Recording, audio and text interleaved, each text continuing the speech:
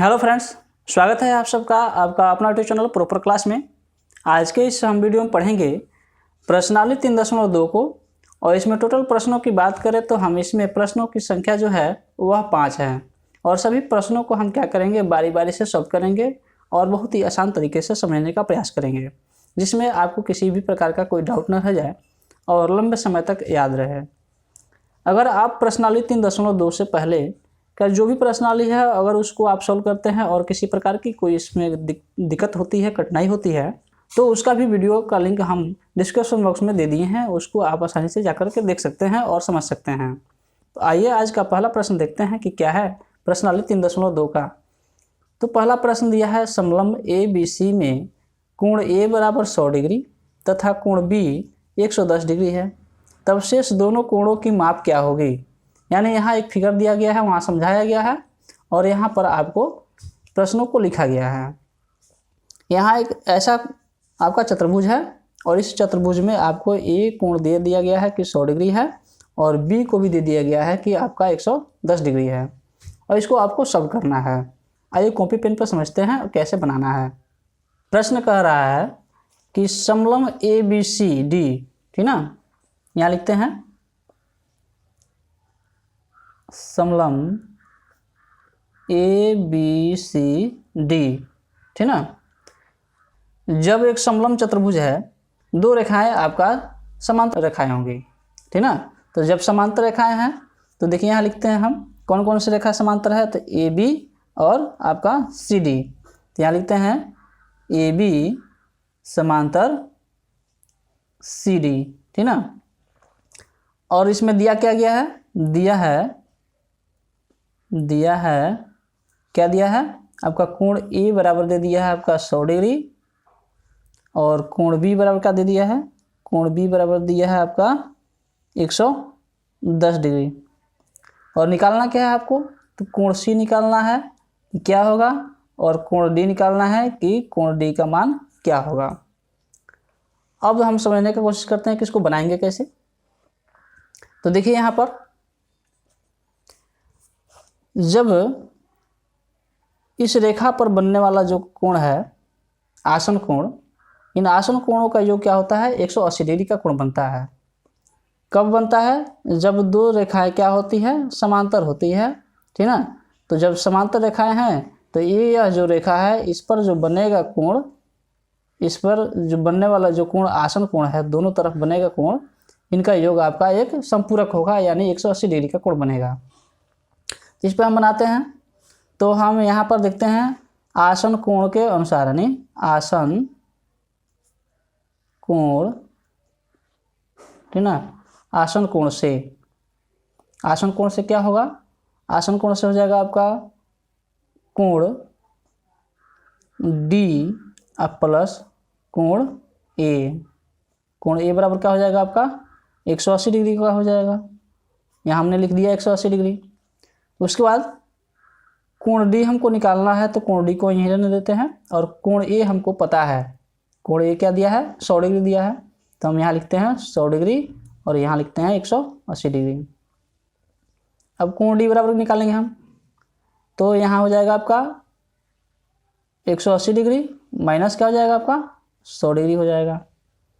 अब घटाते हैं, देखिए D बराबर क्या हो जाएगा आपका 180 में से 100 घटेगा तो 80 डिग्री का कोण बन गया। यानी हमको यहाँ पर क्या हो गया, D हमको पता चल गया कि D आपका 80 डिग्री का कोण बनेगा। अब C निकालते हैं। C में देखते हैं क्या है, B और C ये भी क्या होगा, ये दोनों मिलकर के 180 डिग्री का कोण बनाएंगे। अब 180 डिग्री कोण बनाएंगे तो हम कैसे लिख सकते हैं इसको, तो लिखेंगे कोण B प्लस कोण C बराबर 180 डिग्री। यहाँ लिख लेते हैं कोण B प्लस कोण C बराबर क्या हो जाएगा आपका 180 डिग्री।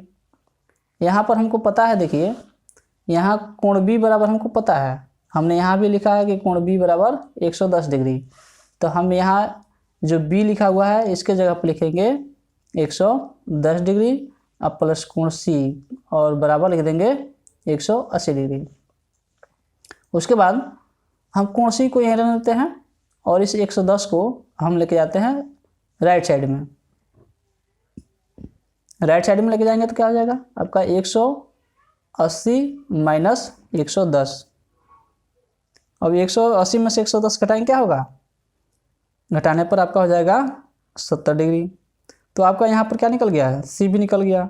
तो यहाँ पर क्या हो गया, हमने निकाल दिया, क्या होगा आपका कोण सी बराबर 70 डिग्री और कोण डी बराबर क्या हो जाएगा आपका, कोण डी बराबर आपका 80 डिग्री, ठीक ना। यहाँ हमने डी बराबर निकाला हुआ है, तो ये आपका आंसर हो गया, ठीक ना।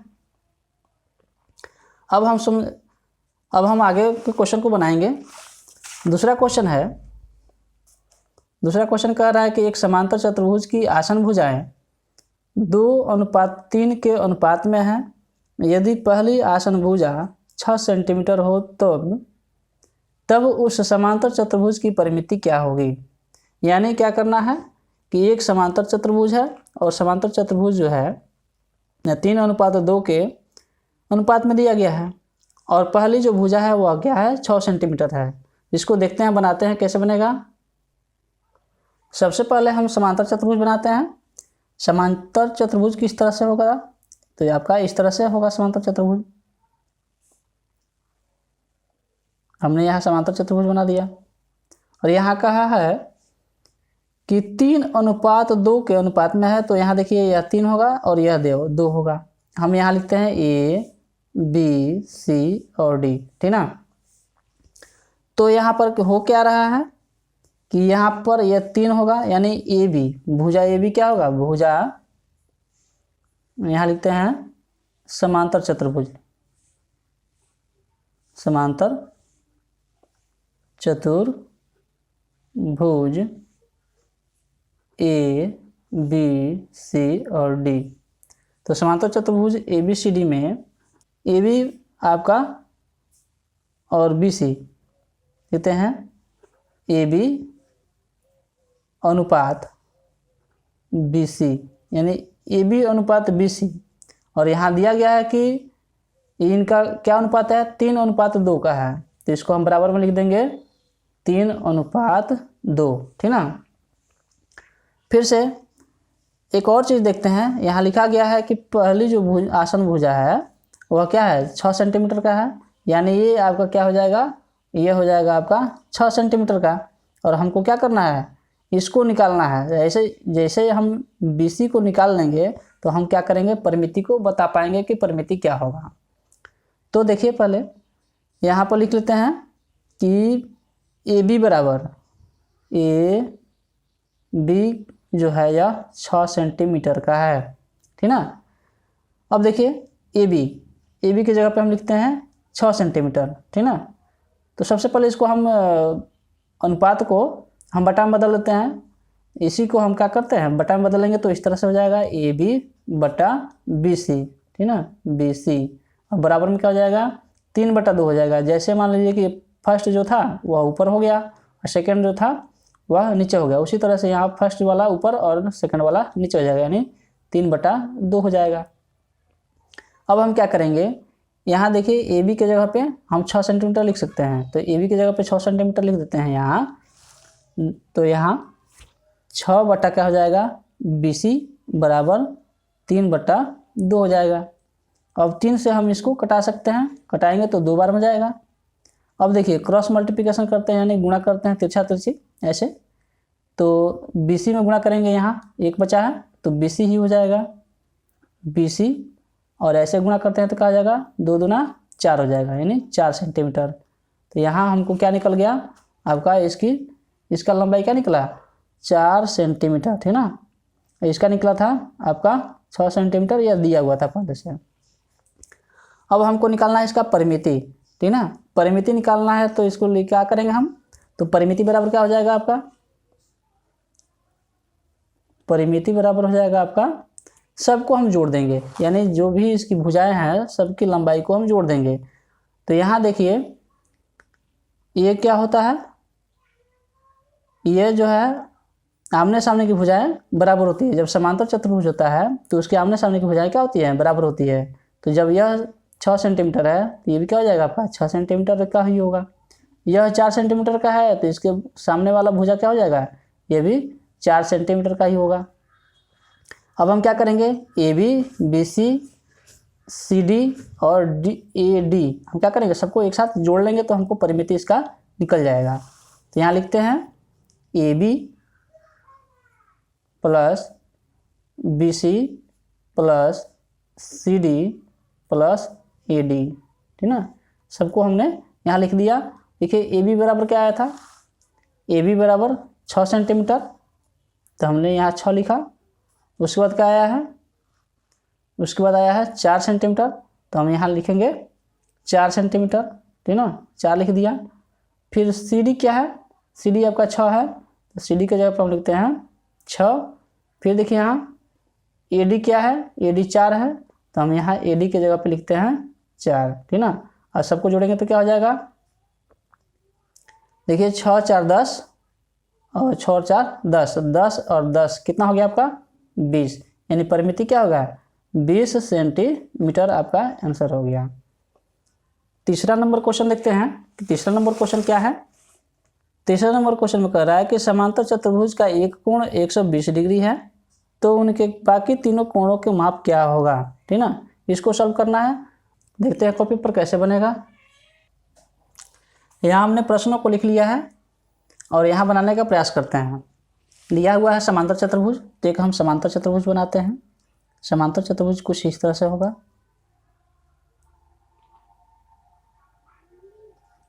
और समांतर चतुर्भुज में क्या होता है, समांतर चतुर्भुज ए बी सी और डी हमने लिख दिया। यहाँ लिख भी देते हैं कि समांतर चतुर्भुज ए बी सी और डी, ठीक ना, हो गया। और प्रश्न कह रहा है कि एक कोण जो है 120 डिग्री का है, तो हम यहाँ पर क्या करते हैं 120 डिग्री लिख देते हैं। क्या हो गया, यह आपका 120 डिग्री का कोण बन गया। बाकी तीनों कोणों को बताना है। तो समांतर चतुर्भुज में होता है कि सम्मुख कोण जो होता है और सम्मुख कोण बराबर होते हैं, तो इसका सम्मुख कोण ये हो गया और इसका सम्मुख कोण ये हो गया आपका। तो सबसे पहले हम निकालते हैं सम्मुख कोण के अनुसार, ठीक ना। लेकिन उससे पहले हम लिख देते हैं कि समांतर कोण कौन कौन सा समांतर भुजाएं हैं। तो देखते हैं ए बी समांतर क्या है, बी सी है, तो ए बी समांतर आपका सी डी लिखते हैं। और ए डी समांतर बी सी है, तो ए डी समांतर आपका हो गया बी सी। ये आपका भुजाओं का डेफिनेशन हो गया। अब होगा ये कि सम्मुख कोण से क्या होगा, सम्मुख कोण कौन कौन सा है, तो सम्मुख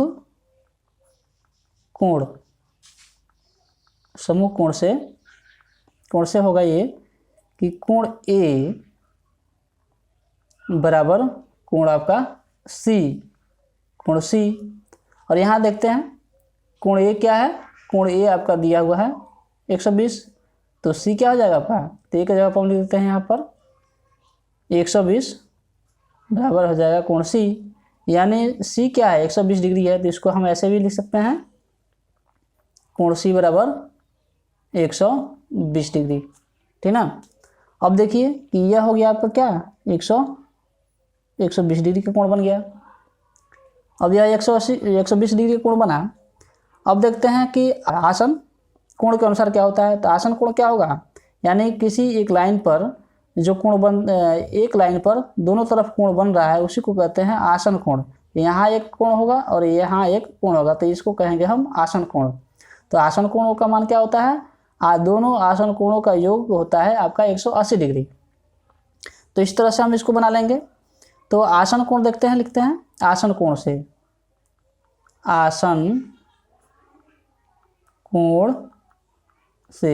से क्या हो जाएगा आपका आसन कोण। पहले यहाँ निकालते हैं हम आसन कोण निकालते हैं डी और सी, यानी आसन कोण आपका डी प्लस कोण आपका सी बराबर क्या हो जाएगा 180 डिग्री हो जाएगा, 180 डिग्री हो जाएगा। अब होगा ये कि देखिए यहाँ पर निकला हुआ है सी बराबर क्या निकला है 120 डिग्री निकला हुआ है, तो हम सी के जगह पर लिख देंगे 120 डिग्री। तो कोण डी बराबर क्या हो जाएगा आपका, कोण डी के जो लिखते हैं एक बार देखते हैं, यहाँ लिखते हैं 120 और यहाँ हो जाएगा आपका 180। तो कोण डी बराबर क्या हो जाएगा आपका, देखिए 180 में से हम 120 को घटा लेंगे, यानी 180 डिग्री माइनस 120 डिग्री। अगर घटाएंगे तो क्या हो जाएगा आपका, कोण डी बराबर हो जाएगा आपका 60 डिग्री, ठीक ना, 60 डिग्री हो जाएगा। ये आपका कोण डी भी निकल गया और यहाँ पर आपका कोण सी भी निकल गया, ठीक ना। अब देखते हैं क्या निकालना है अब कोण बी। तो कोण बी देखिए यहाँ पर हमने क्या निकाला, डी निकाला था 60 डिग्री। जब ये 60 डिग्री निकल गया तो अभी हम देखते हैं समूह कोण के अनुसार क्या हो जाएगा, बी हो जाएगा आपका 60 डिग्री का, क्योंकि समूह कोण क्या होती है, बराबर होता है, ठीक ना। तो यहाँ लिखते हैं सम्मुख कोण से, सम्मुख कोण से, ठीक ना, सम्मुख कोण से कोण डी बराबर क्या हो जाएगा, कोण बी हो जाएगा, क्योंकि देखिए यहाँ कोण डी और बी सम्मुख कोण है, दोनों बराबर होगा। तो देखिए यहाँ करते हैं हम कोण डी क्या निकला था, कोण डी निकला है आपका 60 डिग्री। तो कोण डी के जगह पर हम लिख देते हैं यहाँ पर 60 डिग्री और यहाँ हो गया आपका कोण बी, ठीक ना। इसको ऐसे लिख देंगे, कोण बी बराबर आपका 60 डिग्री। तो हमने क्या निकाला, तीनों कोणों का माप निकाल दिया। देखिए यहाँ सी निकाल दिया 120, उसके बाद डी निकला 60 और बी निकला है 60, ठीक ना। यहाँ ऐसे लिख सकते हैं, अतः अन्य तीनों कोणों का माप बराबर क्या हो जाएगा आपका, माप बराबर हो जाएगा कोण आपका डी बराबर, यहाँ देखिए पहले सी निकाला था हमने, तो कोण सी लिख देते हैं, या पहले कोण बी लिख सकते हैं हम। तो कोण बी बराबर पर लिखते हैं, कोण बी बराबर हो जाएगा आपका, पहले कोण बी बराबर लिखते हैं, कोण बी बराबर 60 डिग्री। और कोण सी बराबर क्या निकला था, कोण सी बराबर निकला था 120 डिग्री। और कोण डी बराबर निकला था आपका, कोण डी बराबर निकला था 60 डिग्री। तो ये तीनों कोणों का माप हमने यहाँ पर निकाल लिया। आइए चौथा नंबर क्वेश्चन देखते हैं। 4 नंबर क्वेश्चन है कि एक समचतुर्भुज के विकर्णों की लंबाई 6 मीटर एवं 8 मीटर है, तो उनके प्रत्येक भुजा की लंबाई ज्ञात कीजिए। समचतुर्भुज यानी समचतुर्भुज यहाँ बना लेते हैं एक बार हम कॉपी पर, समचतुर्भुज कैसा बनता है। तो समचतुर्भुज में होता है कि सम का मतलब होता है बराबर, ठीक ना। तो बराबर यानी हम क्या करेंगे, ऐसा चतुर्भुज बनाएंगे कि सभी उसका भुजा क्या होगा, आपस में बराबर होगा। और सम चतुर्भुज इस तरह से है, कुछ विकर्ण कहा है, कम और ज़्यादा बताया है, यानी क्या होगा, कुछ तिरछा होगा तभी तो एक विकर्ण छोटा होगा, एक विकर्ण बड़ा होगा। तो देखिए हम यहाँ से लिखते हैं, विकर्ण को खींच लेते हैं। और जब हम विकर्ण को खींचते हैं तो आपको यहाँ दिख रहा होगा साफ साफ कि एक विकर्ण जो है छोटा पड़ गया और एक बड़ा हो गया, लेकिन इसकी भुजाएं जो है, भुजाएं सब की सब बराबर है आपस में, ठीक ना। अब देखिए यहाँ ये विकर्ण जो है बड़ा है और यह छोटा है। तो यहाँ देखिए लिखा है 6 मीटर और एक लिखा है 8 मीटर। तो जो 6 मीटर है यह छोटा वाला को कर देते हैं और जो 8 मीटर है वह बड़ा वाला विकर्ण होगा। कि समचतुर्भुज में जो विकर्ण होता है वह एक दूसरे को क्या करता है, एक बराबर भाग में काटता है, यानी जितना इधर होगा उतना ही लंबाई इधर होगा। और उसी तरह से छोटा भी विकर्ण जो होगा तो जितना इधर होगा उतना ही इधर होगा, यानी 6 मीटर है तो यानी 3 और 3 यहाँ होगा। और अगर इसकी लंबाई 8 मीटर है तो यहाँ 4 और यहाँ 4 होगा। तो यहाँ लिख लेते हैं हम, छोटी जो है भुजा है विकर्ण है उसको 6 मीटर, यानी 6 मीटर का मतलब हुआ कि यहाँ 3 होगा और यहाँ भी 3 होगा। 8 मीटर है यानी यहाँ 4 होगा और यह भी 4 होगा, तब तो दोनों मिलाकर क्या हो जाएगा, 8 मीटर का हो जाएगा। यानी बराबर बराबर भागों में यह काटता है एक दूसरे को। ये तो क्लियर हो गया। यहाँ लिख लेते हैं एक बार, इसका नामों को डिनोट कर देते हैं A B C और D से, और इसको बना लेते हैं हम O, ठीक ना। बीच वाले को हम बना लिया, मान लिया हमने O। तो देखिए यहाँ पर दूसरा शर्त यह है, पहला शर्त तो था कि इसके विकर्ण जो है यह एक दूसरे को बराबर बराबर भागों में काटता है। और दूसरा शर्त यह है कि यह एक दूसरे को 90 डिग्री पर काटता है, ठीक ना। तो जब 90 डिग्री पर काटता है तो देखिए यह क्या हो गया, ये आपका 90 डिग्री का कोण यहाँ बन रहा है। इस तरह से आप ये देख सकते हैं कि एक यह क्या हो गया, एक यह त्रिभुज का रूप ले लिया। इसको देखें तो एक त्रिभुज का रूप ले लिया है। ये इस तरह से आप देख सकते हैं। इसको अगर हम ढक दें तो यह एक त्रिभुज बन गया, ठीक ना। जब त्रिभुज बन गया, कैसा त्रिभुज बना, तो यह समकोण त्रिभुज बना है। और समकोण त्रिभुज के विकर्ण ये क्या हो गया आपका, ये जो है कर्ण हो गया। ये क्या हो गया आपका, लंब हो गया, आधार हो गया, और ये क्या हो गया आपका, कर्ण हो गया। तो त्रिभुज के अनुसार देखते हैं तो इसको कर्ण कहेंगे। अगर चतुर्भुज के अनुसार देखते हैं तो चतुर्भुज का एक यह क्या है, भुजा है, ठीक ना। तो हम ऐसे लिख सकते हैं कि समकोण त्रिभुज का कर्ण, या इसको लिख सकते हैं बराबर क्या है, चतुर्भुज का, समचतुर्भुज का यह भुजा, दोनों क्या होगा, बराबर ही होगा। क्योंकि हम चतुर्भुज के अनुसार देख रहे हैं तो इसी को भुजा कह रहे हैं, और समकोण त्रिभुज के अनुसार देख रहे हैं तो इसको हम कर्ण कह रहे हैं। तो ये दोनों क्या हुआ है, एक ही चीज़ को हम दो नाम रख रहे हैं, यानी दोनों क्या है, बराबर है। तो यहाँ हम इसको ऐसे लिख सकते हैं कि समचतुर्भुज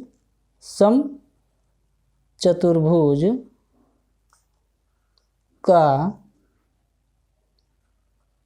की भुजा, ठीक ना, भुजा बराबर क्या हो जाएगा, समकोण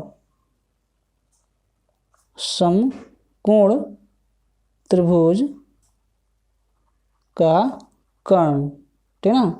दोनों क्या है, बराबर है। क्योंकि इसको कर्ण कह रहे हैं, इसी को हम भुजा भी कह रहे हैं, तो दोनों बराबर हो गया। तो उसके बाद हम क्या करेंगे, अगर हम इस समकोण त्रिभुज के अगर कर्ण को निकाल लेते हैं तो हमको यह क्या हो जाएगा, यह भुजा मालूम हो जाएगा। और आपको पता है कि यह समचतुर्भुज है, इसलिए यह भुजा पता हो गया। तो यानी सबका सब क्या होगा, जितना ये होगा उतना ही ये भी होगा। तो हम इसको क्या करते हैं, कर्ण पहले निकाल लेते हैं। तो कर्ण निकालने क्या करते हैं, समकोण त्रिभुज का कर्ण निकालने के लिए हम किसका प्रयोग करते हैं, तो पाइथागोरस प्रमेय का प्रयोग करते हैं। तो यहाँ लिखते हैं हम पाइथागोरस प्रमेय, ठीक ना। प्रमेय से क्या हो जाएगा, कर्ण बराबर होता है, कर्ण बराबर होता है आपका रूट अंडर क्या हो जाएगा, लंब प्लस आधार। तो इसमें देखिए लंब क्या है, लंब आपका BO है। देखिए यहाँ O हमने लिखा है BO, तो यहाँ लिखते हैं BO का स्क्वायर प्लस आधार क्या है, OC या CO लिख सकते हैं। तो यहाँ लिखते हैं CO का स्क्वायर, ठीक ना। इस पर हम इसको निकाल लेंगे। तो देखिए यहाँ BO क्या है, 4 मीटर है, और ये क्या है आपका CO 3 मीटर है। यहाँ हम इसके जगह पे 4, इसके जगह पे हम 3 लिख सकते हैं। तो 4 का स्क्वायर प्लस 3 का स्क्वायर, 4 का हम स्क्वायर करते हैं तो क्या हो जाएगा आपका 16, और 3 का स्क्वायर करते हैं तो हो जाएगा आपका 9, ठीक ना। अब इसको जोड़ते हैं, 16 और 9 क्या हो गया आपका रूट अंडर 25 हो गया। और 25 का हम अगर वर्गमूल निकालेंगे तो क्या हो जाएगा आपका 5 मीटर हो जाएगा। तो यहाँ हमको ये निकल गया, ये जो है आपका कर्ण क्या है, 5 मीटर है। 5 मीटर कर्ण निकल गया, यानी हमको चतुर्भुज का एक भुजा निकल गया है। हमको क्या निकालना है, प्रत्येक भुजा की लंबाई निकालना है। तो प्रत्येक भुजा की लंबाई हमको मालूम हो गया कि प्रत्येक भुजा जो है 5 मीटर का है। तो यहाँ हम लिख सकते हैं कि समकोण, देखिए यहाँ पर समचतुर्भुज का भुजा, यहाँ लिखते हैं सम चतुर्भुज की प्रत्येक भुजा बराबर समकोण त्रिभुज की कर्ण, ठीक ना। यहाँ कर्ण, समकोण त्रिभुज का कर्ण क्या है, कर्ण निकला आपका 5 मीटर। तो इसको हम लिख देते हैं कि समचतुर्भुज की प्रत्येक भुजा बराबर क्या हो जाएगा, इसके जगह पे हम लिख देंगे 5, क्योंकि 5 हमको यहाँ पर निकला हुआ है। तो 5 मीटर हो गया। ये आपका क्या हो गया, आंसर हो गया। 5 नंबर क्वेश्चन है, एक आयत और समांतर चतुर्भुज में क्या समानता और क्या अंतर है लिखिए। तो इसको हम लिखते हैं, बहुत ही आसान तरीका से लिख लेंगे हम लोग, लेकिन आप इसको अपने से भी लिख सकते हैं। थोड़ा मैं हिंट कर देता हूँ दो उदाहरण दे करके कि आप कैसे इसको लिख सकते हैं। तो एक बार देख लेते हैं। यहाँ दिया हुआ है, हमने प्रश्न को लिख लिया है, आयत और समांतर चतुर्भुज। यहाँ हमने आयत बना दिया, लिख देते हैं आयत, और यहाँ हमने एक समांतर चतुर्भुज बना दिया, समांतर चतुर्भुज, ठीक ना। अब देखते हैं इसमें समानता क्या है।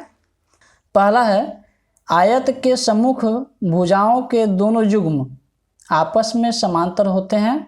यानी यहाँ समझते हैं क्या कहा जा रहा है कि आयत के सम्मुख यानी आयत का जो ये भुजा है एक दूसरे का सम्मुख कहते हैं, यानी सम्मुख भुजा, ठीक ना। तो ये क्या हो गया, 2 युग्म होता है, यानी देखिए एक युग्म यहाँ है, यानी एक जोड़ा, और एक जोड़ा यहाँ है। तो ये दोनों आपस में बराबर और ये दोनों आपस में बराबर। इसी चीज़ को यहाँ पर लिखा गया है कि आयत के सम्मुख भुजाओं के दोनों युग्म आपस में समांतर होते हैं, यानी समांतर हो गया। देखिए यहाँ समांतर का मतलब कि यहाँ से यहाँ की दूरी समान होता है, और यहाँ से यहाँ की दूरी सभी जहाँ भी हम यहाँ अगर मापते हैं सबकी दूरी समान ही मिलेगी, ठीक ना। इसको कहेंगे हम यहाँ पर कि समांतर होती है। उसी प्रकार से यहाँ भी देखेंगे कि समांतर चतुर्भुज में भी वही होता है कि यहाँ अगर हम नापें इसकी दूरी तो कहीं भी नापें तो ये समान होता है, ये भी दूरी क्या होता है, समान होता है, और समान होने के कारण इसको क्या कहते हैं, हम समांतर कहते हैं। तो देखिए यहाँ समांतर चतुर्भुज के भुजाओं का दोनों युग्म आपस में समांतर होते हैं, यही चीज़ है। देखिए इसमें भी समांतर हुआ और इसमें भी समांतर हुआ, ठीक ना। तो यह समानता हो गया आपका। दूसरा समानता क्या है, दूसरा समानता है कि आयत के विकर्ण एक दूसरे को समद्विभाजित करते हैं, ठीक ना। यहाँ देखते हैं आयत के दोनों विकर्ण क्या करते हैं, एक दूसरे को समद्विभाजित, यानी समद्विभाजित मतलब कि बराबर बराबर भागों में काटते हैं। तो यहाँ देख लेते हैं एक बार हम कि ये देखिए ये क्या हो गया, आपका विकर्ण हो गया। यहाँ विकर्ण हमने खींच दिया, और ये विकर्ण जो है एक दूसरे को क्या कर रहे हैं, एक दूसरे को बराबर बराबर भागों में काट रहे हैं, ना कहीं कम और ना कहीं ज़्यादा। और इस पर भी अगर हम खींचते हैं, जैसे समांतर चतुर्भुज है, इस पर भी अगर हम ऐसे खींचते हैं, देखिए इस तरह से, तो ये भी क्या कर रहे हैं, बराबर बराबर भागों में काट रहे हैं। देखिए यहाँ जितना ये लंबाई होगा उतना ही लंबाई ये होगा, और जितना लंबाई ये होगा उतना ही लंबाई ये होगा, ठीक ना। तो ये अभी यहाँ समानता देखने को मिला कि समांतर चतुर्भुज के विकर्ण एक दूसरे को समद्विभाजित करते हैं। तो देखिए यहाँ दोनों में यही चीज़ है, समद्विभाजित करने वाला। तो ये हो गया आपका समानता। अब देखते हैं अंतर क्या है। अंतर देखिए, अंतर है ये आयत का खंड है और ये समांतर चतुर्भुज का है। इसी तरह से हमने यहाँ भी लिख दिया था समांतर चतुर्भुज, और ये क्या हो गया, आयत, ठीक ना। आयत के जो समानता है उसको यहाँ लिखा गया है, और समांतर चतुर्भुज का जो समानता है उसको यहाँ लिखा गया है। उसी प्रकार से यहाँ पर जो अंतर है आयत का उसका यहाँ लिखा गया है, और समांतर चतुर्भुज के अंतर को यहाँ लिखा गया है।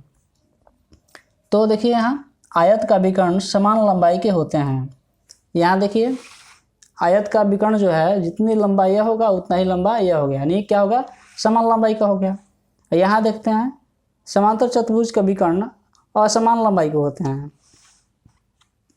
असमान देखिए थोड़ा ये क्या हो गया, आड़ा तिरछा है, इसलिए देखिए इसका यह विकर्ण जो है बड़ा हो गया और ये विकर्ण जो है छोटा हो गया। इसी चीज़ को यहाँ पर लिखा गया है कि असमान लंबाई के होते हैं, यानी समान लंबाई का नहीं होता है। तो ये इसमें दोनों में क्या हो गया, अंतर हो गया। फिर देखते हैं यहाँ आयत का प्रत्येक अंतःकोण समान, यानी एक बराबर होता है, यानी 90 डिग्री का होता है। देखिए आयत में क्या होगा, समान तभी होगा जब सब के सब 90 डिग्री का कोण बनाता होगा। 90 डिग्री का कोण बनाएगा तो सबका सब समान होगा। अगर कम ज़्यादा हुआ तो यह आपको पता है कि आयत जो होता है, आयत के अंतःकोणों का योग कितना होता है, 360 डिग्री का होता है, और इसका भी 360 डिग्री का ही होता है, ठीक ना। लेकिन होगा ये कि जहाँ हम इसको कम किए तो सबका सब क्या होता है, बराबर होना चाहिए, सब बराबर नहीं हो पाएगा। तो ये हो गया आपका कि 90 डिग्री का कोण बनाता है, ठीक ना, यानी समान होता है। और यहाँ देखते हैं कि समांतर चतुर्भुज का प्रत्येक अंतःकोण जो होता है, अंतः यानी अंदर का जो अंदर बनता है कोण, यहाँ पे अंदर कोण जो बनता है यहाँ इसको हम अंतःकोण कहेंगे। अंतःकोण जो है वह समान का हो सकता है और नहीं भी, ठीक ना। यानी ये क्या होगा, आपका 90 डिग्री का कोण हो भी सकता है, यानी समान हो सकता है, और नहीं भी हो सकता है। समान इसलिए हमने कहा क्योंकि जब ये 90 डिग्री का होगा तो सबका सब 90 डिग्री का बनना चाहिए, तो सबका सब 90 डिग्री का होगा तो समान हो जाएगा। अगर नहीं बना तो उसको कह देंगे कि समान नहीं है, ठीक ना। तो उसी चीज़ को यहाँ पर लिखा गया है कि यह जो है आपका समांतर चतुर्भुज का प्रत्येक कोण 90 डिग्री का हो भी सकता है और नहीं भी हो सकता है, लेकिन आयत में 100% है कि इसका जो है प्रत्येक अंतःकोण 90 डिग्री का ही होगा, इससे न कम होगा और ना ही ज़्यादा होगा। तो ये दोनों में क्या हो गया, ये अंतर हुआ, यहाँ भी ये अंतर हो गया। तो इस तरह से आप इसको आप लिख सकते हैं और कुछ चीज़ों को आप भी अपने तरफ से बढ़ा सकते हैं। ऐसा नहीं है कि 2 ही हमने समानता लिखा और 2 हमने यहाँ पर अंतर लिखा, तो आप भी 2-2 ही लिखें। आप इससे ज़्यादा भी लिख सकते हैं अपने समझ के अनुसार। तो इसी के साथ हमारा ये जो है प्रश्नावली 3.2 समाप्त होता है। और आगे हम इसको क्या करेंगे, इसके बाद हम प्रश्नावली 4.1 को सॉल्व करेंगे और बहुत ही आसान तरीके से समझने का प्रयास करेंगे। यहाँ पर देख लेते हैं एक बार। 4.1 प्रश्नावली है आपका, प्रश्नावली 4.1। इसके प्रश्नों को सभी को हल करेंगे और इसके आगे भी ऐसे ही सॉल्व हम करते रहेंगे। तो अगर आप हमारे नए व्यूअर हैं तो हमारे चैनल को सब्सक्राइब जरूर कर लें, और अगर आपको ये वीडियो पसंद आए तो लाइक ज़रूर करें और अपने दोस्तों के साथ शेयर ज़रूर करें। और इसी तरह से हमारे साथ जुड़े रहें, अपना प्रिपरेशन जारी रखें। किसी भी प्रकार की डाउट होता है तो आप हमसे कमेंट के सेक्शन में कमेंट ज़रूर कर दें कि हमें यहाँ पर डाउट हो रहा है, इसको समझाने का प्रयास कीजिए। मैं उसको समझाने का कोशिश ज़रूर करूँगा।